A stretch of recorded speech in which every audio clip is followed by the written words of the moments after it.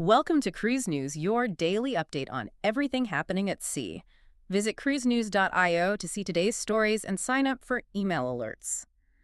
So today we are looking at some major cruise updates that, well, they really directly affect your trip. Yeah, the actual passenger experience, right? Exactly. We're talking massive ship refits, some pretty wild new credit card perks, and what happens when ambitious shipyard schedules inevitably slip. Which they always do. Right. So, imagine finding out that the carton of eggs you buy today could somehow pay for your ultra-luxury yacht suite 30 years from now. It sounds crazy, but that's actually where the industry is heading. It is. And, we're going to get into how your everyday grocery bill factors into this. But first, let's talk about the physical ships, because there is a massive race right now to update the existing fleets. Oh, absolutely. The refits happening right now are just massive. Yeah, take Ovation of the Seas, for example. It's currently sitting in a month-long dry dock in Singapore. Right, as part of the Royal Amplified program. It's scheduled to return April 17, 2026.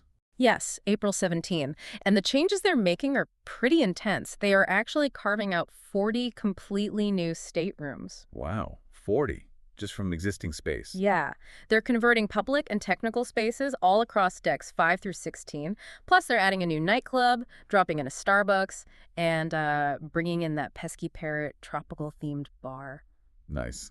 The dining is getting a big reshuffle too, right? Oh, totally. Izumi Teppanyaki is officially replacing Wonderland, and Giovanni's Italian Kitchen is taking over the Jamie's Italian space. But the big news is that the bionic bar, with the robotic arms, Oh, yeah? that's being completely removed. Okay, let's unpack this, because to me this sounds like they're taking a giant floating resort, flipping it upside down, shaking out the robotic bartenders, and stuffing in 40 brand new rooms. That's a pretty accurate visual, honestly. Right. So is the removal of the bionic bar on Ovation and Wonderland on Harmony, is that a clear signal that novelty is officially taking a backseat to proven revenue generators? Well, if we connect this to the bigger picture, the answer is definitely yes. As new builds get increasingly expensive, and we know they're prepping Hero of the Seas, that new Icon-class ship, for August 2027. Yeah, which costs a fortune to build. Exactly. The cost is staggering. So keeping older ships competitive with these Royal Amplified refits, it's just a crucial financial strategy.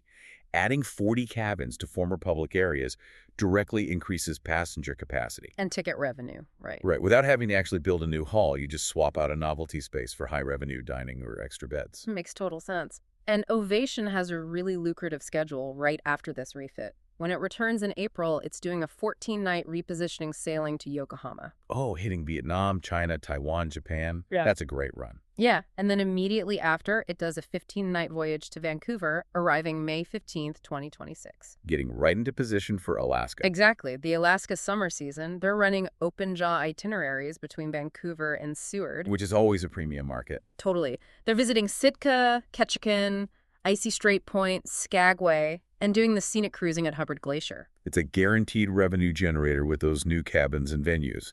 And Ovation isn't the only one in the yard for 2026. Right. Over in Cadiz, Spain, Harmony of the Seas is getting a massive refit too, returning May 21, 2026. And that one is getting, what, 91 new cabins? 91, yeah, plus a Caribbean pool deck and the fleet's largest casino. Insane. Then you've got Liberty of the Seas returning May 29, 2026, adding the Royal Escape Room.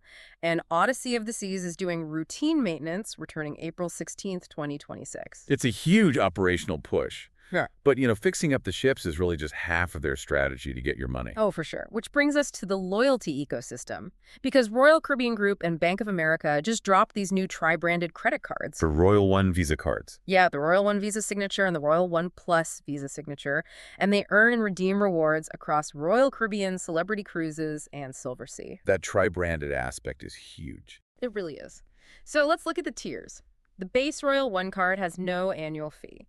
You get 3x points on cruise spend and 2x on groceries, gas, and EV charging, plus a $100 anniversary reward. Not bad for no fee, but the Plus card is where they really want you. Right. The Royal One Plus is a $99 fee, but you get 4x points on cruises and 2x on airfare, hotels, dining, gas, and groceries. And that anniversary reward doubles to $200.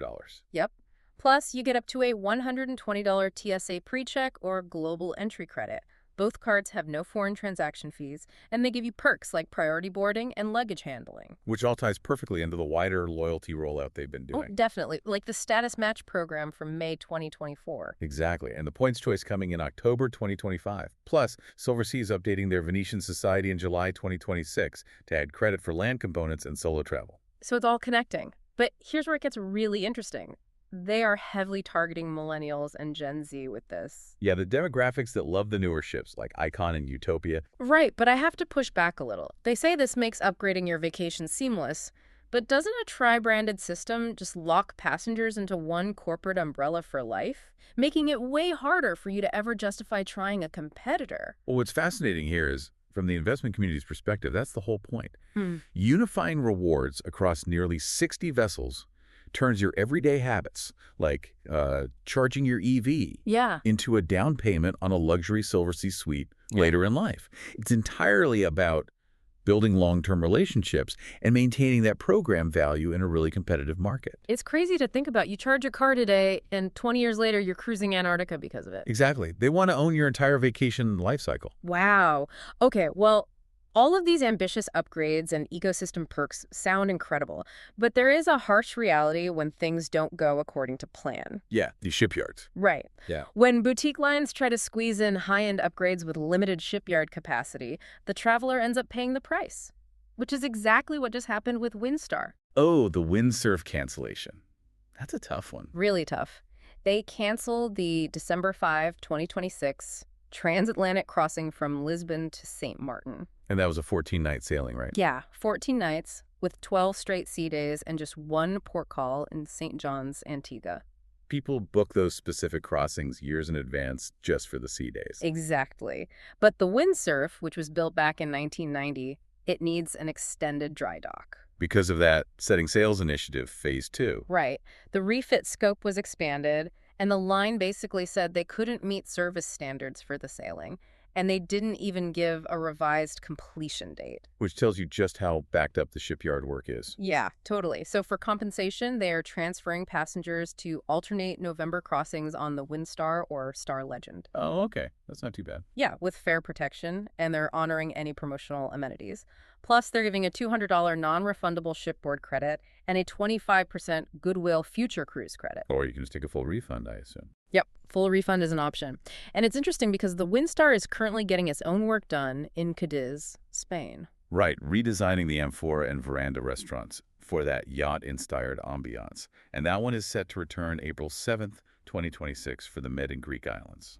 So what does this all mean? I mean, I feel so bad for the listeners dealing with this. You plan for months, pack your bags for 12 sea days, and then the shipyard needs more time. With older boutique ships, is this schedule slipping the inevitable risk you take when lines try to stretch out the lifespan of their fleet? Well, this raises an important question about supply chain and structural realities. You have these boutique lines trying to deliver really high-end, yacht-inspired upgrades, but global shipyard capacity is severely limited. So they're competing with the massive ships for space. Exactly. And when projects run long, the tight seasonal margins for these transatlantic repositioning voyages mean you just can't delay by a few weeks. The weather window closes, so the whole crossing gets scrapped. Wow, that makes a lot of sense. The weather really dictates everything. It does. And, looking at all of this, it leaves you with something really interesting to think about. Oh, what's that? Well, if cruise lines are simultaneously locking you into their financial ecosystems with these new credit cards, gathering all this data on your daily spending, while also asking you to bear the risk of their aggressive, sometimes delayed, shipyard schedules, who really holds the power in the future of cruise booking? Will they eventually use that EV and grocery data to dynamically price your future tickets? Oh, wow. Dynamic pricing based on your grocery habits. That is definitely something to think about. Thanks for listening to Cruise News. Visit cruisenews.io to catch up on the latest updates and sign up for free email alerts.